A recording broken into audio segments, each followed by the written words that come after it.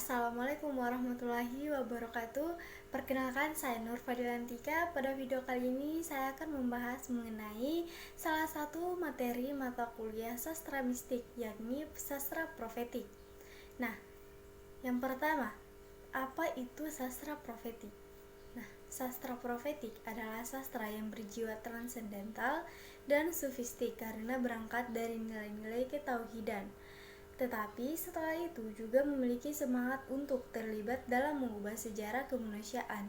Ya, karena itu memiliki semangat kenabian sebagai aliran di dalam tradisi intelektual si Islam. Sastra sufistik dapat disebut juga sebagai sastra transendental karena pengalaman yang dipaparkan penulisnya ialah pengalaman transendental seperti ekstate, kerinduan, dan persatuan musikal dengan yang transenden. Pengalaman ini berada di atas pengalaman keseharian dan bersifat suprologis. Menurut Kunto Wijoyo, berdasarkan perumusan sastra profetik dan profetitas secara umum kepada Al-Quran Surah Al-Imran ayat 3, bagi Kunto ada 4 hal tersirat dari ayat ketiga Surah Al-Imran ini, yaitu konsep tentang umat terbaik, yang kedua aktivitas sejarah, yang ketiga pentingnya kesadaran, dan yang keempat etika profetik. Yang pertama, konsep tentang umat terbaik. Umat Islam akan menjadi umat terbaik atau khaira ummah dengan syarat mengerjakan 3 hal sebagaimana disebut oleh ayat tersebut. Jadi sebuah umat tidak akan secara otomatis menjadi the cursed people. Konsep the cursed people dalam Islam ini berbeda dengan konsep the cursed people dari Yudaisme. Konsep Yudaisme menyebabkan rasialisme, sedangkan konsep umat terbaik dari Islam justru berupa sebuah tantangan untuk bekerja lebih keras ke arah aktivisme rohani. Yang kedua, aktivisme sejarah, bekerja di tengah-tengah manusia atau ukhirijat li an-nas. Berarti bahwa yang ideal bagi Islam ialah keterlibatan umat dalam sejarah, wadat atau tidak kawin, uzlan atau mengazinkan diri, dan kerahiban tidak dibenarkan. Demikian pula gerakan mistik yang berlebihan yang melupakan keduniaan bukanlah kehendak Islam, karena Islam adalah agama amal. Yang ketiga, pentingnya kesadaran nilai-nilai ilahiyah menjadi tumpukan aktivisme Islam. Peranan kesadaran ini membedakan etik Islam dan etik materialistis.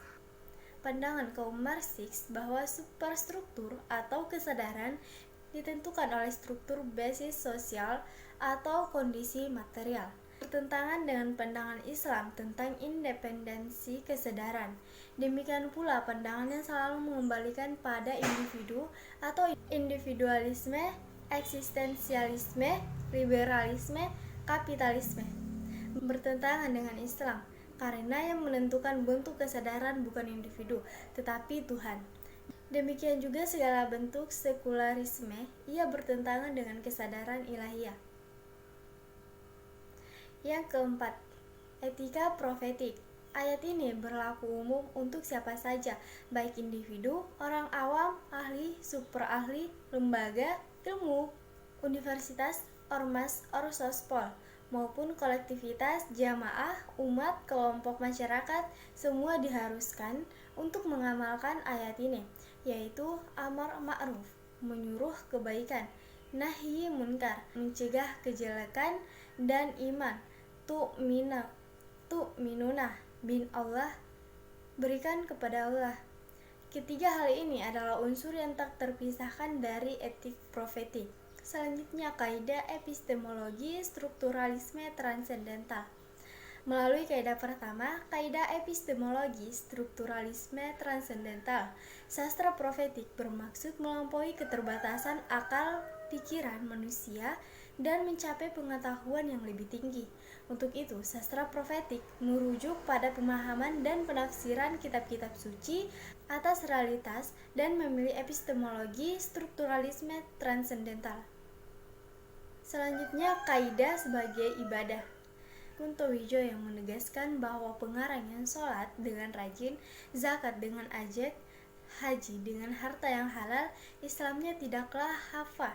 Kalau pekerjaannya sastra tidak diniatkan dengan ibadah, itulah kesadaran keutuhan. Kesadaran keutuhan saja tidak cukup. Belum berarti kafah kalau tidak disertai kesadaran kemanusiaan. Sastra profetik menghendaki keduanya, kesadaran keutuhan dan kesadaran kemanusiaan. Selanjutnya, kaidah keterkaitan antar kesadaran. Kaidah ketiga, keterkaitan antar kesadaran. Mengapa dari urusan Tuhan menjadi urusan manusia? Demikian Kunto yang membuat pertanyaan. Apakah dia berarti tidak sistematis dan tidak koheren? Kunto kemudian menjelaskan bahwa hal demikian tidak berarti meloncat dan kontroversial. Itulah ciri khas strukturalisme transendental, dari yang maha kuasa menuju yang maha lemah dan maha tidak kuasa apapun kecuali karena yang maha kuasa ilahi Rabbi. Oleh sebab itu, kesadaran akan ketuhanan merupakan kesadaran adikodrati yang ada pada setiap manusia. Hanya saja di tengah jalan, kadangkala manusia mengalami ketersesatan, sehingga tergelincir dan tidak berada dalam siratal mustaqim, bukan di jalan yang benar dan sesuai ajaran kitab suci, tetapi berada dalam egoisme manusia yang kemudian menuntun dalam jurang kesesatan. Selanjutnya ada etika profetik yang terbagi menjadi 3. Yang pertama, humanisasi. Humanisasi manusia bermakna menjadikan manusia atau upaya mengembalikan manusia kepada fitrahnya atau memanusiakan manusia, menghilangkan kebendaan, ketergantungan, kekerasan, dan kebencian dari manusia. Yang kedua, liberasi. Liberasi di sini bertujuan memerdekakan manusia dari segala bentuk kemiskinan seperti kebodohan, ketidakadilan, penindasan, karena semua itu bertentangan dengan nilai-nilai kemanusiaan dan akal sehat. Tujuan liberasi adalah pembebasan dari kekejaman kemiskinan struktural, keangkuhan teknologi, dan pemerasan kelimpahan. Yang terakhir, transendental. Transendental di sini dimaksudkan adalah menjadikan nilai-nilai transendental atau keimanan sebagai bagian penting dari proses pembangunan peradaban. Transendental menempatkan agama atau nilai-nilai Islam pada kedudukan yang sangat sentral dalam karya sastra profetik. Nilai-nilai transendental ketuhanan inilah yang akan membimbing manusia menuju nilai-nilai luhur kemanusiaan.